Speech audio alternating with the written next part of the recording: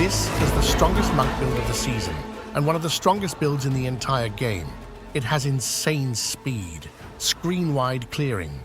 It one-taps juiced maps, one-taps map bosses, one-taps uber bosses, one-taps your wife, and it's not just any monk build, it's an unarmed one, meaning he does it all with just his bare hands.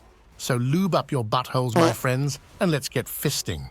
But first, a big shout out to my man FG Corbin for creating and optimizing the build.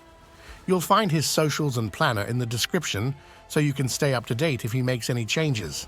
Alright, so Mr. Big Penis Man, how the hell does this build function? Glad you asked, fellow peasant. Mapping and bossing functions completely differently, and we'll start with mapping.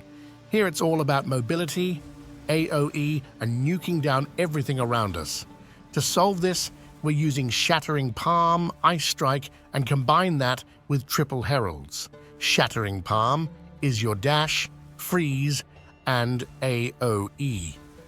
You'll use it once on a pack of enemies, which will coat them in shards of ice. While this happens, you also have Elemental Expression, which goes off every time you deal a melee critical hit, which will also deal cold damage. These two will instantly freeze enemies, which you can blow up via an Ice Strike to kill them, and when they die, they trigger your third explosion via Herald of Ice. So basically, a triplet of massive white explosions full of cold damage at once, a fourth if you include mine. But that's not all, because using the Invoker ascendancy, we can easily stack a shit ton of spirit, meaning we can combine this with both Herald of Ash and Herald of Thunder, and we'll make sure that every enemy we kill will result in the rest of the screen dying with him. So to summarize mapping, Shattering Palm and Ice Strike, explosions, loot enemies. For bossing, however, we're using another tech. Here we're going to stack up combo, unleash the combo to gain power charges, and use all of the power charges in one big falling thunder hit, which should one-shot any boss in the game as long as your gear is not complete garbage.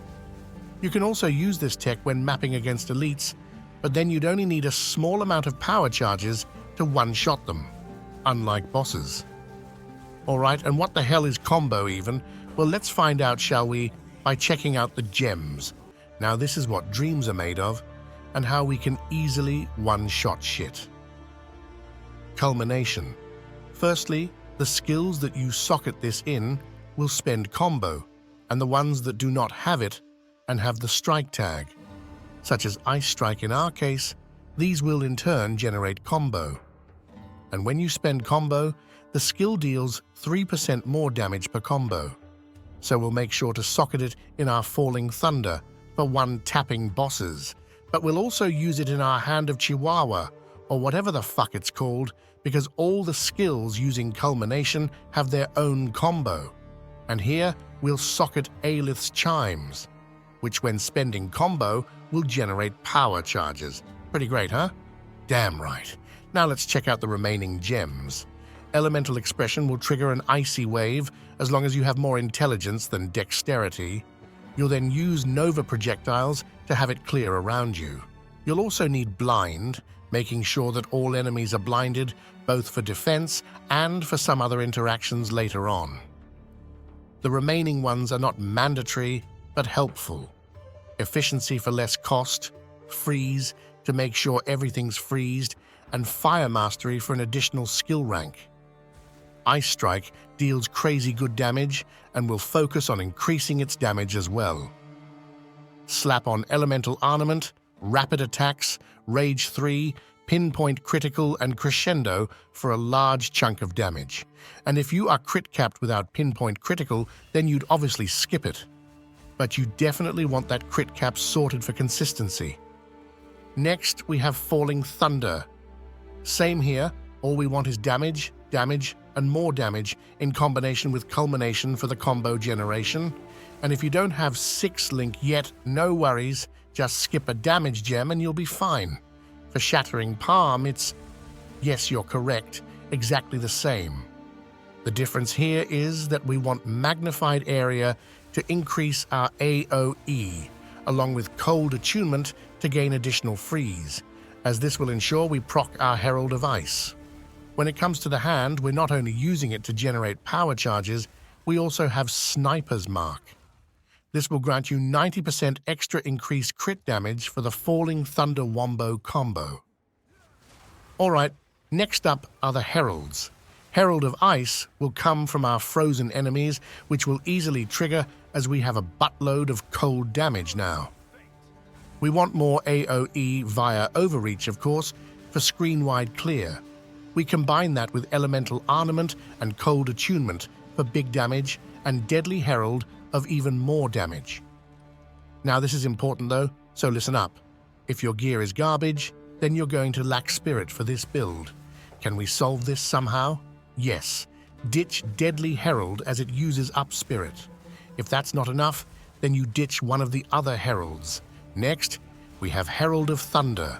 We use this for damage only, so we simply grab Elemental Armament, Overreach, Longshot, and Lightning Mastery to increase its damage and AoE. You'll have to shock, though, to use this. So make sure you grab as much lightning damage as possible on your gear. For Herald of Ash, you can definitely skip this if you don't have enough spirit.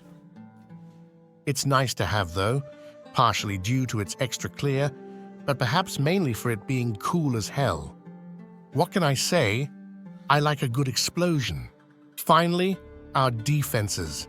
Wind Dancer is a must for the evasion, and combine this with Pin, Maim, Blind, and Magnified effect, and you'll instantly CC enemies when you take damage.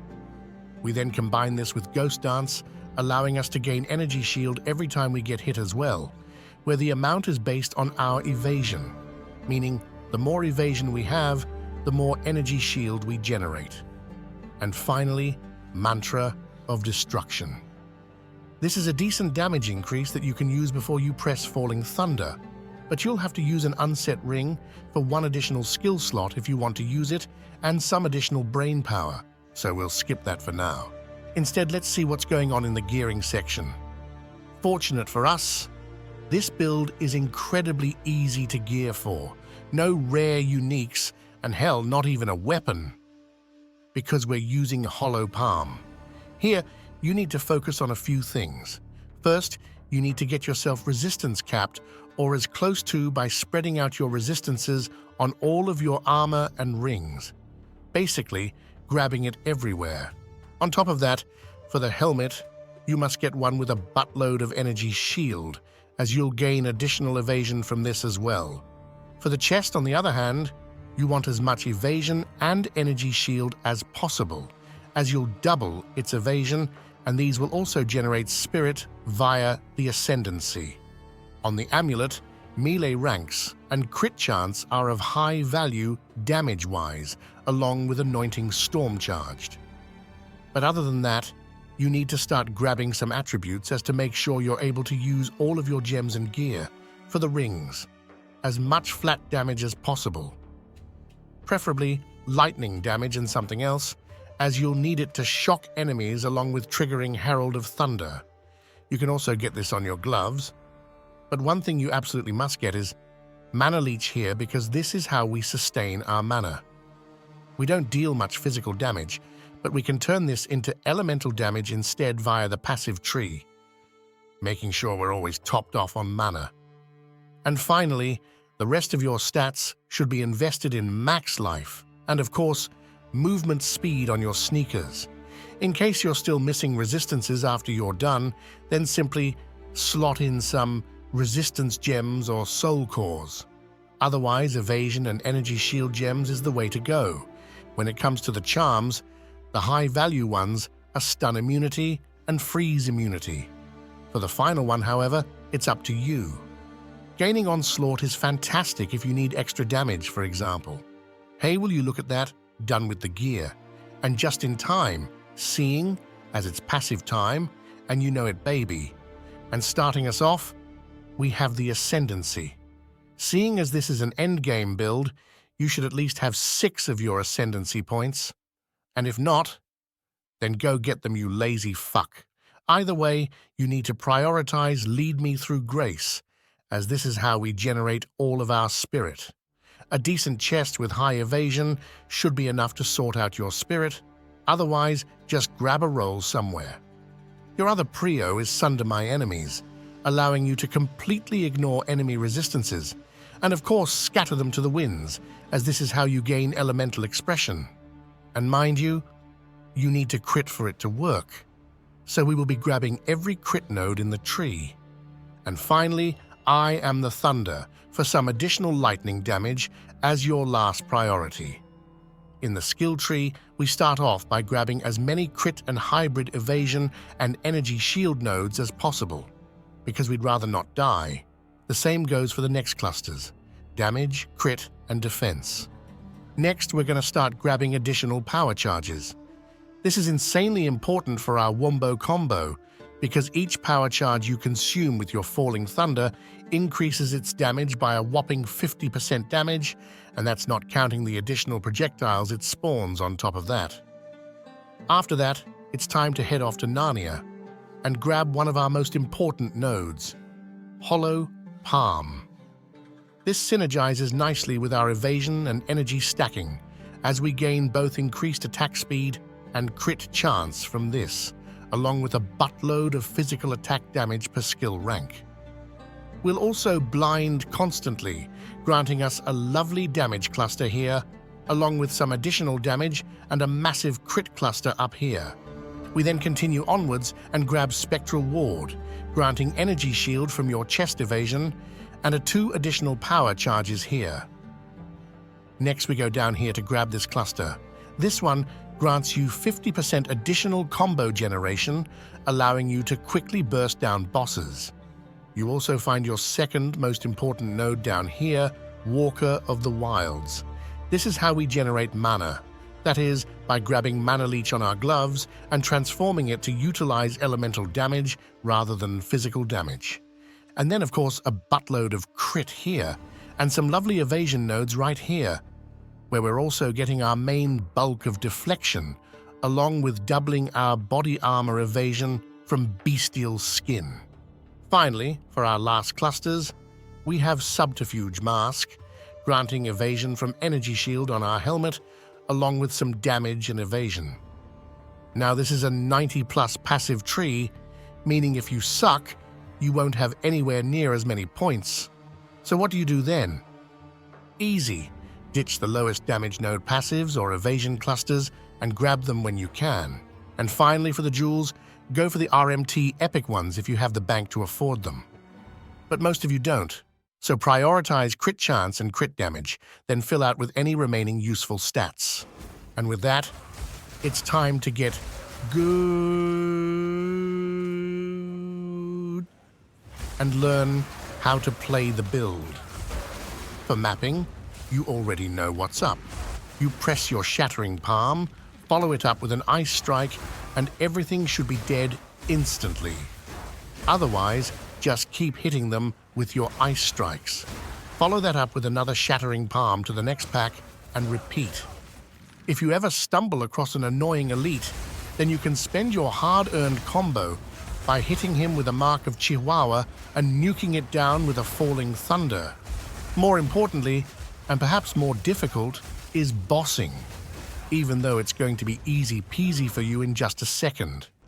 Here, you start by gathering as much combo as you need. Here, Corby needs 100 combo to one-tap Uber Sesht, so that's what he does. If you need more, then you keep hitting him. If you need less, then you quit early. Either way though, when you have what you need, you're going to hit him with a mark, followed by crawling as far up his asshole as you possibly can as to not miss your next hit, and drop a Falling Thunder on him. This should instantly kill him. If not, you didn't have enough combo, or you suck and missed your Falling Thunder. Alright folks, we're done with this one. Drop a sub to me to Corby and I'll see you in the next one.